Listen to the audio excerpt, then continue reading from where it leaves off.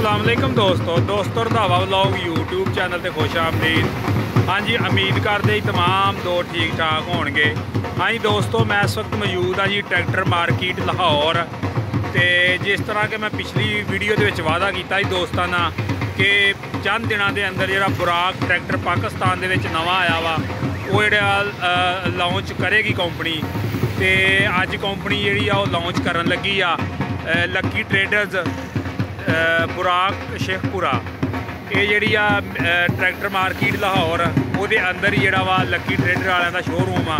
तो उत्थे ट्रैक्टर देखो आ चुके ने B4100 4x4 ते B4100 2 व्हील ड्राइव 100 HP के अंदर। तो बाकी अंदर चलते अंदर का तुहानूं नज़ारा दिखाते हैं।